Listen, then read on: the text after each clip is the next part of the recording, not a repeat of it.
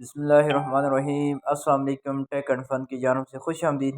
दोस्तों, जॉब्स आ गई हैं government of Khyber Pakhtunkhwa directorate of social welfare special education and women department के अंदर। और ये डिफरेंट कैटेगरी की जॉब्स हैं।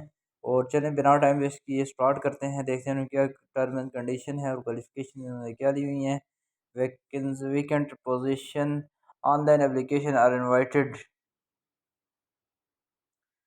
from the suitable candidate under minority person with disability quota having domicile of Khyber Pakhtunkhwa for recruitment through education testing elevation authority जिसको हम ईटा कहते हैं against the following regular post in social welfare special education and women empowerment department government of Khyber Pakhtunkhwa. तो serial number है 1 2 3 से 8 तक और पोस्टें हैं और क्वालिफ़िकेशन है, एज है। तो चलें स्टार्ट करते हैं। पीटीआई बीपीएस 11 के लिए और intermediate with diploma in physical education from recognised institution. ठीक है, तो इनकी एज लिमिट 18 से 25 साल है। पोस्टें 5 हैं, मिनॉरिटी की ओनली हैं। जो इनको ये पीटीआई चाहिए सारी की सारी मिनॉरिटी हैं। और नंबर 2 पे आ जाएँ, म्यूज़िक टीचर, ये भी बीपीएस 11 हैं।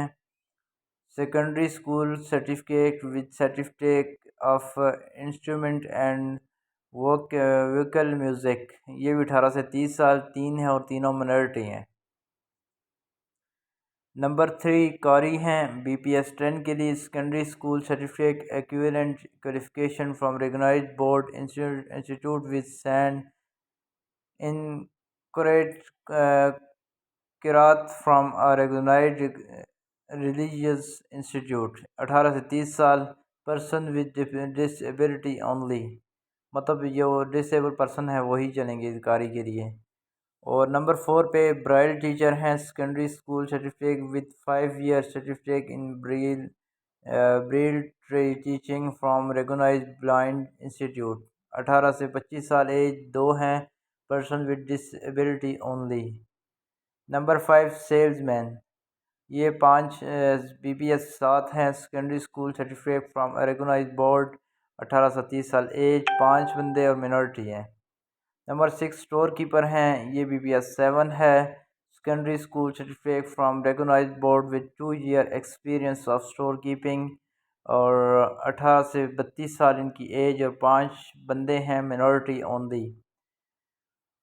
नंबर 7 एक्सोरी worker at least second division secondary school certificate और equivalent qualification from a recognized board। 18 से 32 साल, एज और 6 पोस्टें हैं, मिनॉरिटी ओनली। इन्होंने ज़्यादा मिनॉरिटी की तरजीह दी हुई है।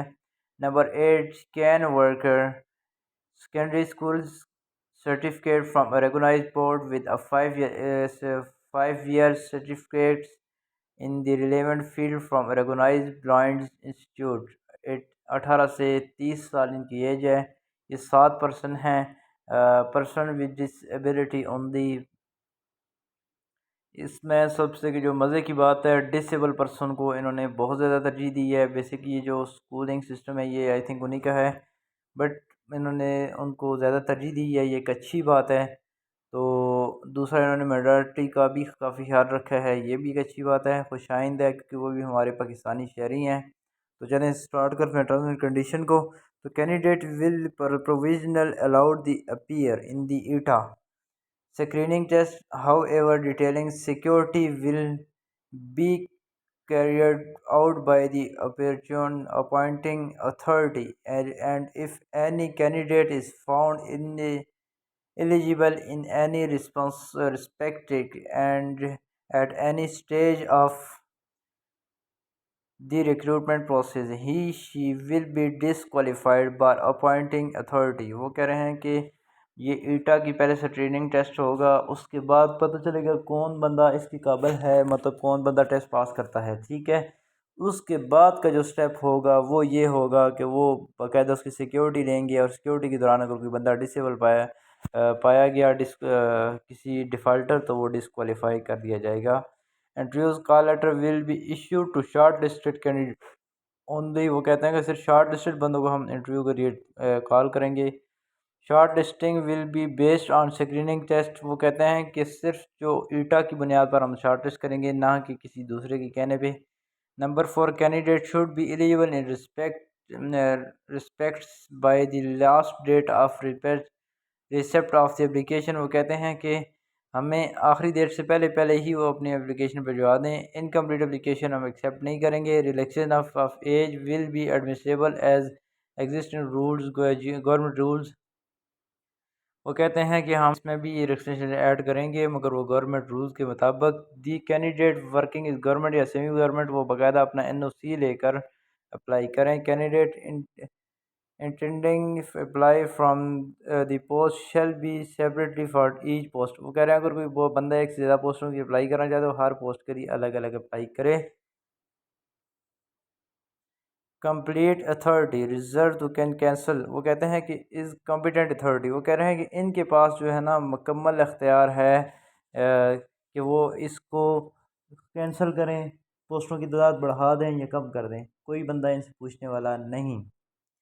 तो in case of frozen degree equivalent, वो कह रहे हैं अगर आपने कहीं आउट ऑफ कंट्री कोई डिग्री की हुई है तो उसको आप HEC से अप्रूव करवा के दें। ठीक है, अब HEC एक सर्टिफिकेट देता है, तो जो मतलब इसके इक्विवेलेंट है तो वो मतलब इसको अप्रूव करा के दें। Errors omission in number of post are subject to rectification. How to apply? Interested candidates may first visit www.eta.edu.pk। Apply करने के लिए आपने सबसे पहले इस पोस्ट ईटा की वेबसाइट आपने इस पे जाना और ऑनलाइन अप्लाई करना है। आफ्टर सक्सेसफुली सबमिशन और ऑनलाइन एप्लीकेशन प्रोसेबल UBL online deposit slip having token number project code and candidate personal information will be granted generated। तो वो कहते हैं कि आपने उसके बाद एक अप्लाई करने के बाद आपने UBL में जाना है, वहाँ पे जाके आपने इनकी एक प्रोसेस फ़ीस है वो जमा करवानी है। तो उसके बाद आपने वापस आके अपनी जो टोकन नंबर और कैंडिडेट की इंफॉर्मेशन होती है वो आपने दोबारा से जनरेट करनी है। Take a print out of the generated deposit slip. आपने स्लिप की एक को प्रिंट आउट करवाना है। और फिर test fee non refundable any branch, वो आपने किसी भी जो उसकी जो टेस्ट फ़ीस है वो नॉन रिफंडेबल होती है, वो आपने UBL ओमनी एजेंट ये पैसा ऐप पर जमा करवा देनी है। उसके बाद जनाब अली आप जाते हैं number 5, after online apply don't send document estimation to ETA office. कहते हैं अप्लाई के बाद आपने अपने कोई डॉक्यूमेंट्स वगैरह नहीं भेजने।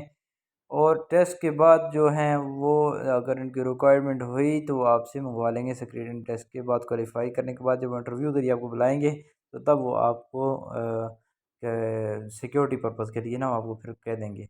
Number 6, availability of online application from www.eta.21 January 2022। वो कहते हैं 21 जनवरी से जो है ना ये एप्लीकेशंस जो हैं वो ईटा की वेबसाइट पर दस्तयाब होंगी। Last date of submission online application 4 February. वो कह रहे हैं कि 4 फरवरी जो है ना ये 2022 इनकी आखिरी डेट होगी।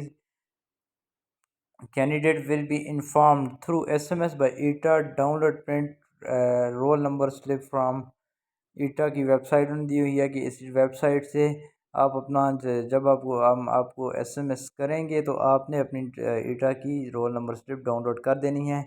Test date time venue will be mentioned on roll number slip. तो रोल नंबर स्लिप पे सब कुछ मेंशन होगा। No separate call letter will be issued candidate for screening test. और स्क्रीनिंग टेस्ट के लिए हम कोई भी आपको अलग से नहीं कॉल लेटर सेंड करेंगे, बस ओनली मैसेज करेंगे और आपने अपनी रोल नंबर स्लिप निकाल लेनी है।